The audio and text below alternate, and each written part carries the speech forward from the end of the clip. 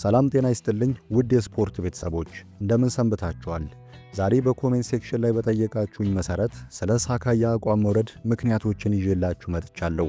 እስከ ቪዲዮ መጨረሻ አብራችሁን ቆዩ።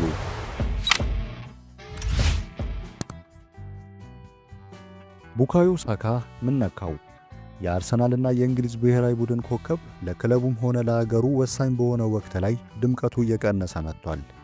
ቡካዮ ሳካ በጥቅምት ወር በዌልስ ላይ 13ኛ ግቡን አስቆጥሮ ለሶስቱ አናብስት ማለትም ለእንግሊዝ ብዙ ግብ ያስቆጠረ የአርሰናል ተጫዋች ሲሆን ብዙዎች አዲሱ አሰልጣኝ ቶማስ ቱሄል ስለ ወጣቱ ኮከብ አስደናቂ ብቃት ያወድሳሉ ብለው ጠብቀው ነበር። ቱሄል ግን ያልተጠበቀ ምላሽ ሰጡ። 13 ግብ በጣም ትንሽ ነው፣ ገና ነው፣ አይበቃም። ቢያንስ 30 ግቦችን ያስቆጠረ መስሎኝ ነበር። እንደምታውቁኝ እኔ መቼም አልረካም። ሳካ በዓለም አስቸጋሪ በሆነው በፕሪሚየር ሊግ ለተጋጣሚ ስጋት ከሆነ በብሔራዊ ቡድን ደረጃም ያንን ማሳየት ይኖርበታል። ነገር ግን ቶማስ ቱሄል ይህንን ከተናገሩ በኋላ ሳካ ለአርሰናል የነበረው አስፈሪነት እየቀነሰ መጥቷል። አርሰናል ለሶስት ዋንጫዎች በሚዋጋበትና የዓለም ዋንጫ ተቃርቦ ባለበት በዚህ ወቅት የሳካ ብቃት መውረድ ለብዙዎች ስጋት ሆኗል። አርሰናል የፕሪሚየር ሊጉን የደረጃ ሰንጠረዥ በ9 ነጥብ ልዩነት እየመራ ቢሆንም ሳካ ግን ላለፉት 5 ዓመታት ካሳየው ብቃት አንጻር ዝቅተኛውን ውጤት እያስመዘገበ ይገኛል። ያስቆጠራቸውን ግቦች ስንመለከት በዚህ የውድድር ዘመን በ22 ጨዋታዎች ያስቆጠረው 6 ግብ ብቻ ነው። ለግብ የሚሆኑ ኳሶችን አመቻችቶ በማቀበልም ስንመለከት ባለፈው ዓመት 10 የነበረው ዘንድሮ ወደ 3 ዝቅ ብሏል። በትልልቅ ጨዋታዎች ላይ ደግሞ ከዚህ ቀደም በቢግ ሲክስ ክለቦች ላይ ጎልቶ የሚታወቀው ሳካ ዘንድሮ ግን በሊቨርፑል፣ ማን ሲቲ እና በቻምፒዮንስ ሊግ ደግሞ ከሊቨርኩሰን ጋር በነበሩ ወሳኝ ጨዋታዎች ላይ ተጽዕኖ መፍጠር ተስኖታል። ቡካዮ ሳካ ለረጅም ጨዋታዎች ግብ ሳያስቆጥር ቆይቷል። ራሱ ስለ ብቃቱ ሲናገርም በዚህ የውድድር ዘመን በከፍተኛ ብቃቴ ላይ ለመቆየት እፈልግ ነበር፣ ነገር ግን ቡድኑ በጥሩ ሁኔታ ላይ መሆኑ ያስደስተኛል ብሏል። ይሁንና በቅርቡ ማን ሲቲ አርሰናልን ከካራባኦ ካፕ ውጪ ባደረገበት ጨዋታ ሳካ ደካማ እንቅስቃሴ ማሳየቱ ደጋፊዎችን አስቆጥቷል። የቀድሞ የአርሰናል ተጫዋች ሬይ ፓርለር እንደሚለው ሳካ በራስ የመተማመን መንፈሱ የጠፋ ይመስላል። ይህ ደግሞ ለዓለም ዋንጫ ለሚዘጋጀው የእንግሊዝ ደጋፊ ጥሩ ዜና አይደለም። ሳካ ብቃቱ እየወረደ ባለበት በዚህ ወቅት ኖኒ ማዱዌኬ በአርሰናልም ሆነ በእንግሊዝ ብሔራዊ ቡድን የእሱን ቦታ ለመረከብ እየተንደረደረ ይገኛል። ማዱዌኬ ከቤንች እየተነሳ የሚያሳየው ፈጣንና ቀጥተኛ እንቅስቃሴ ለተጋጣሚ አስፈሪ እየሆነ መጥቷል። ታዲያ የቡካዮ ሳካ የብቃት መውረድ ምክንያቶች ምንድናቸው? የመጀመሪያው የጨዋታ ብዛትና ድካም ነው።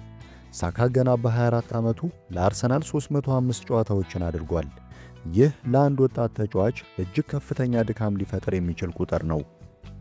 ሁለተኛው የአሰልጣኙ ታክቲክና ፍልስፍና ነው። የሚኬል አርቴታ፣ ሚካ ሪቻርድና ጋሪ ሊንከር እንደሚሉት አርሰናል አሁን ላይ ወደ መከላከል ያጋደለ ጨዋታ ስለሚጫወት ሳካ ብዙ የመከላከል ሥራ እንዲሠራ ይገደዳል። ይህ ደግሞ ወደ ተጋጣሚ ሳጥን ሲቃረብ ጉልበት እንዲያጣ ያደርገዋል። ሦስተኛው የሃምስትሪንግ ቀዶ ጥገና ነው። ያጋጠመው ከባድ ጉዳትና የቀዶ ጥገናው እንደ ቀድሞ ተጫዋቾችን በቀላሉ ለማለፍ የሚያስችለውን ፍጥነትና ቅልጥፍና ቀንሶበት ሊሆን ይችላል ተብሎ ይታሰባል። በአርቴታ የታክቲክ መዋቅር ውስጥ ለሳካ የተሰጠው ጫና እጅግ የበዛ ነው። ተከላካይን ተከታትሎ መከላከል፣ ኳስን ፕረስ ማድረግ እናም አርሰናል ሲጠቃ እስከ ራሱ የግብ ክልል ድረስ መመለስ። ይህ ሁሉ ተደርጎ ደግሞ መጨረሻ ላይ የጨዋታው ወሳኝ ሰው ወይም ማች ዊነር እንዲሆን ይጠበቃል። አርሰናል አሁን ላይ እንደ ቀድሞ በነፃነት የሚያጠቃ ቡድን ሳይሆን በጣም ጥንቃቄ የበዛበትና በስሌት የሚንቀሳቀስ ሆኗል። ይህ ደግሞ እንደ ሳካና ማርቲኔሊ ያሉ ፈጣን ክንፎችን ሜዳ ላይ ያስሮባቸዋል። አንዳንዶች ሳካ በቀላሉ የሚገመት የአጨዋወት ዘይቤ መያዙ ለብቃቱ መውረድ ምክንያት ነው ይላሉ። እውነትም በቀላሉ የሚነበብ ተጫዋች ሆኗል። በአሁኑ ሰዓት በፕሪሚየር ሊግ ያሉ ተከላካዮች ሳካ ምን እንደሚያደርግ አስቀድመው ያውቃሉ።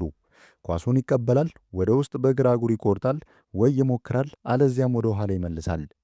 እንደ ላሚን ያማል ያሉ ወጣት ተጫዋቾች ተከላካይን ግራ የሚያጋቡ ወይም አንፕሪዲክተብል እንቅስቃሴዎችን ሲያደርጉ፣ ሳካ ግን እንደ ሮቦት የታዘዘውን ብቻ የሚያደርግ ይመስላል። ይህ ደግሞ ተከላካዮች በቀላሉ እንዲቆጣጠሩት በር ከፍቷል። ለማጠቃለል ያክል የእንግሊዝ ብሔራዊ ቡድን በዓለም ዋንጫ ስኬታማ እንዲሆንና አርሰናል ከ22 ዓመታት በኋላ የፕሪሚየር ሊግ ዋንጫን እንዲያነሳ የሳካ ወደ ቀድሞ ብቃቱ መመለስ የግድ ይላል። ቶማስ ቱሄል ብቻ ሳይሆኑ በሚሊዮን የሚቆጠሩ ደጋፊዎች ትላንት የምናውቀውን ሳካ እንፈልጋለን እያሉ ነው። እኛ የእግር ኳስ ደጋፊዎች በሳካ ችሎታ ላይ እምነት አለን። ነገር ግን ቡድኑና አርቴታ ተጫዋቹን የሚጠቀሙበት መንገድ ካልተለወጠ ብቃቱ እየወረደ መሄዱ አይቀሬ ነው። እናንተስ ምን ትላላችሁ? ሐሳባችሁን ኮሜንት ላይ አስፍሩልን። ቪዲዮን ከወደዳችሁት ላይክ በማድረግ ድጋፋችሁን ግለጹልን። በቀጣይ ቪዲዮ እስከምንገናኝ መልካም ጊዜ